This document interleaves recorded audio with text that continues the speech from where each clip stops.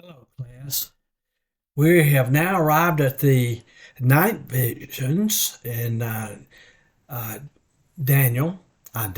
Zechariah, and Zechariah 7 through 20, chapter 1, 7 through 21. We have the first two night visions. So that's what we'll look at on this recording. And so let's look at the first one. Let's look at verse number 7. It says, on the 24th day of the 11th month, which is the month Shabbat, in the second year of Darius, the word of the Lord came to Zechariah the prophet, the son of Berechiah, the son of Iddo, as follows. I saw at night, and behold, a man was riding on a red horse, and he was standing among the myrtle trees, which were in the ravine, with red sorrel and white horses behind him. And so we see that this first vision begins with a description of the setting. The vision was received on the 24th day of the 11th month in the second year of Darius.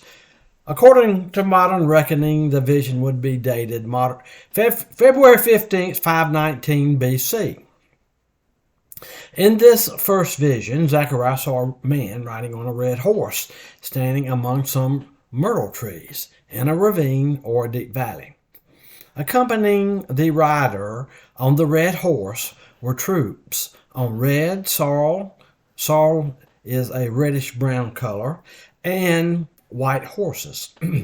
Although not mentioned specifically, it is quite evident from the "we" of Zechariah 1:11, which we haven't arrived at yet, that other riders were present. So I do want to get my laser pointer out. There it is. And so here we see we're beginning the first night vision. We see what Zechariah, he describes what he saw. And then we see an interpretation of it in verses 9 and 10 of chapter 1. Then I said, my Lord, what are these? So here we have Zechariah asking, what are these? And the angel who was speaking with me said to me, I will show you what these are. And the man who was standing among the myrtle trees answered and said, these are those whom the Lord has sent to patrol the earth.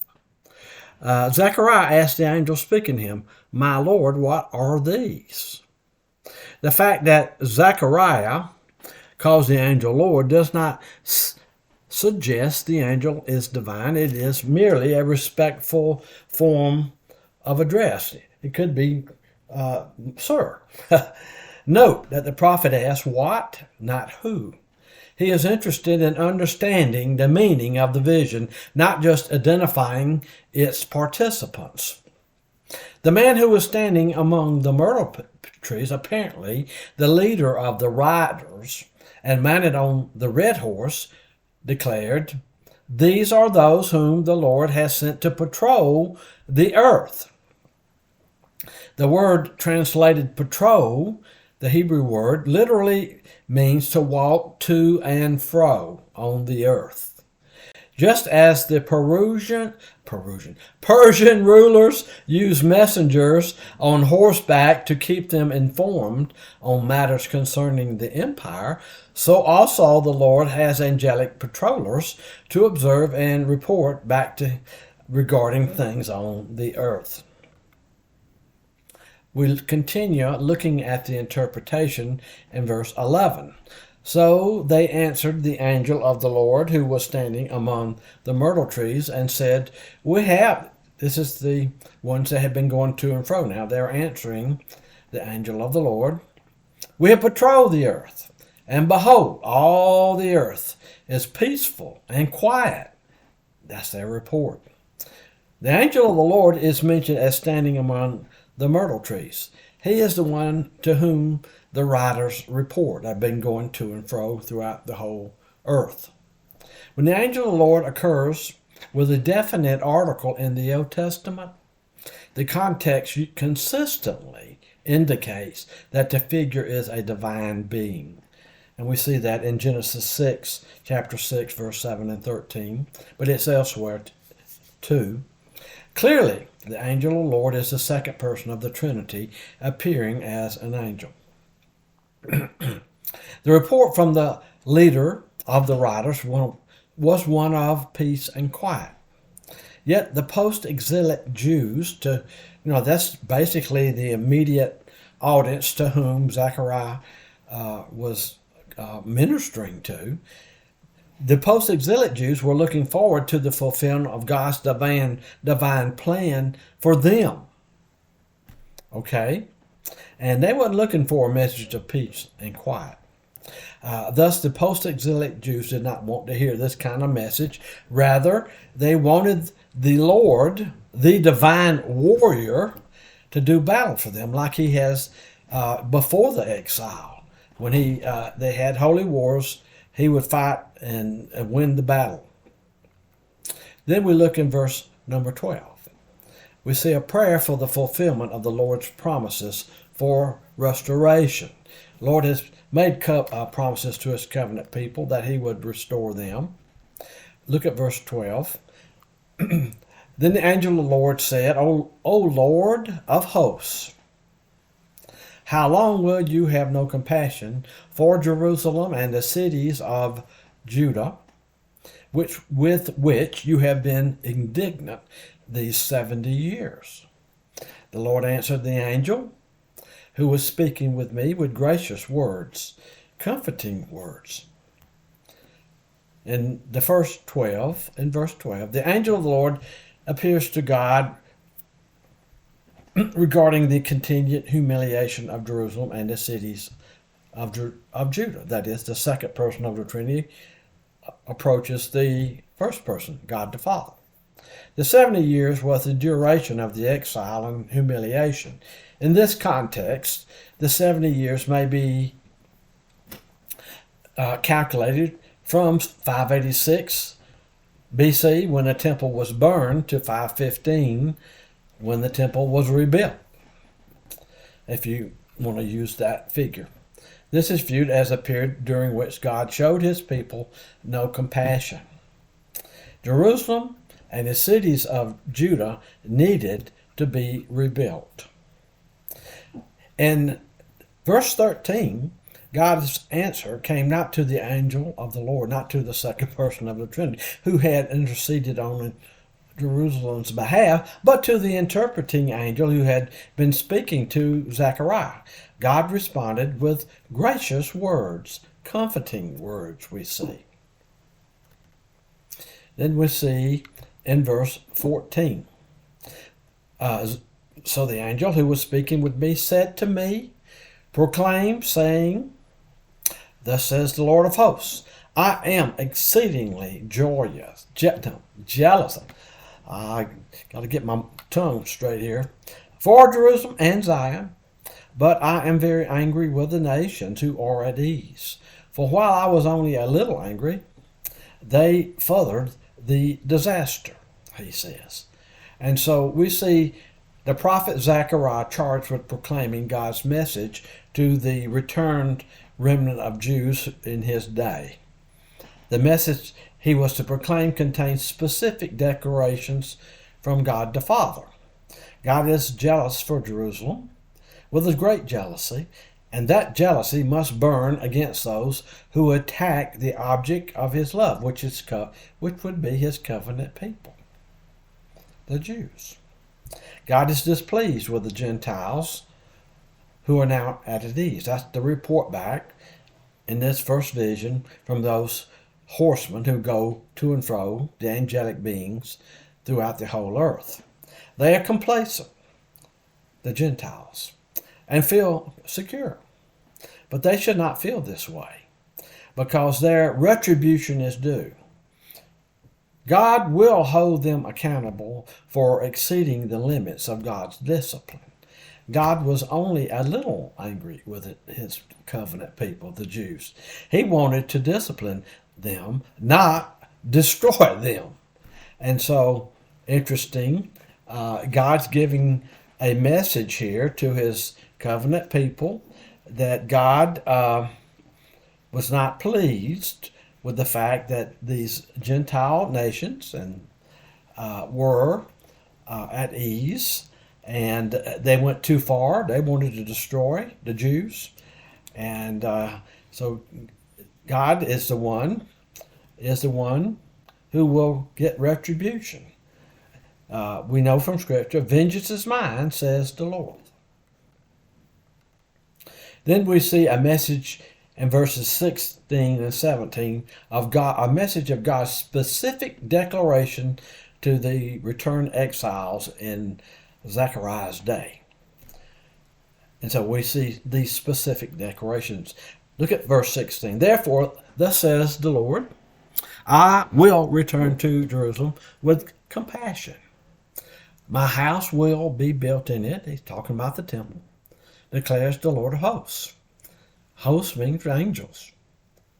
And a measuring line will be stretched over Jerusalem.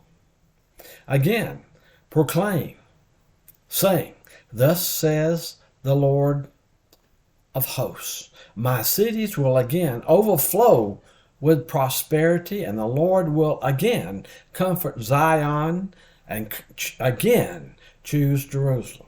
So he's trying to remember what Zechariah means. The Lord remembers his promises. The Lord has promised restoration. Just like he promised he would judge them if they broke the covenant, now he also promises that he'll restore them. God will now return to Jerusalem with compassion and mercy. God would rebuild his house, the temple in Jerusalem. A measuring line will be stretched out over Jerusalem as a symbol of building. Again, God will again cause the cities of Israel to overflow with prosperity. God will again comfort Zion, Mount Zion, that's where the temple is built and Jerusalem is, and again choose Jerusalem.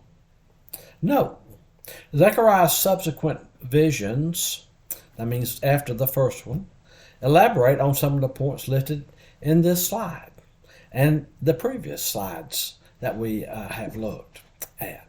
So keep that in mind.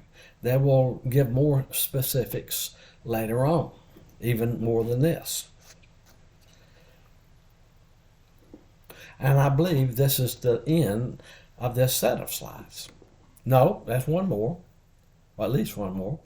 The second night vision. So we have two night visions. I forgot that. Here's the second one in verse 18. Then I lifted up my eyes, says Zechariah, and looked, and behold, there were 4 horns. So here's the second vision. This is what he sees in this night vision. He had 8 visions in one night. Now, this is the second one. He sees 4 horns. The link between the second vision and the first one is striking. There are 4 horses in vision 1, and also 4 craftsmen in vision 2. The implied hostility of the nations in vision 1 is explicit in vision 2. Zechariah's second vision makes the point that God is in control and elaborates on what he said in verse number 15. God takes into account everyone who lifts up his hands against the Jewish people.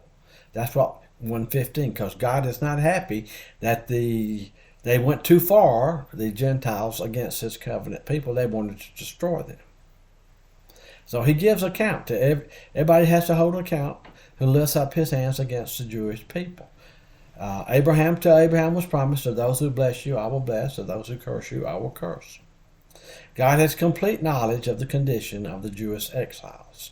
So he knows exactly their situation in his day. In fact, he always will know the exact condition. And not only them, of us too. In this vision, Zechariah sees 4 horns. The use of the horn of an animal as a metaphor for political and military power is familiar not only in the Old Testament but in ancient Near Eastern literature in general. It suggests power, authority, prestige, and influence. So we can see the metaphor of a horn, what that represents. And here we see an interpretation. Let's look at verse 19, 20, and 21. So I said to the angel who was speaking with me, what are these? And he answered, These are the horns which I have scattered Judah, Israel, and Jerusalem. Then the Lord showed me 4 craftsmen. I said, what are these coming to do? And he said, these are the horns which have scattered Judah, so that no man lifts up his head. But these craftsmen have come to terrify them, to throw down the horns of the nations, who have lifted up their horns against the land of Judah, in order to scatter it. And so now we see the interpretation of this second vision of the 4 horns. Because the vision contains 2 elements, the 4 horns and the 4 craftsmen, the interpretation is divided into 2 parts. In response to Zechariah's question about the horns, the angel answered that the horns refer to those nations who have scattered Judah, Israel, and Jerusalem. As for the craftsmen, their task is to bring down those nations. The ultimate result, presumably, would be to reverse the scattering so that the dispersed could again return to their land. And so again, God's encouraging the returned exiles who are now in the land in Zechariah's day. He wants to bless them. He wants to restore them, and so he wants to bring back the people to the promised land. He's through judging them. Those 50,000 that came back under Zerubbabel was a beginning. He would want more to come, but unfortunately not a whole lot of more did come. And we have encouragement for the people. The second night vision is a clear indication that the enemies of God's people will be destroyed. Like the horns, the craftsmen represent powerful nations. Thus, the nations, that is horns, that scattered Judah will be overthrown and defeated by succeeding agents of destruction, the craftsmen. The second vision reflects the sovereignty of God over the nations. It also displays both God's power and authority to execute retribution. And so this is encouragement to the returned exile that God will certainly get retribution. He will get vengeance on those, not only the Babylonians. We know by history they were conquered by the Persians, and we know later the Persians would be conquered by Alexander the Great, and we know that the Greeks would be conquered by the Romans. So we can see, not in this, but we know from history that God does judge, and it is in control. I believe this is the last slide for this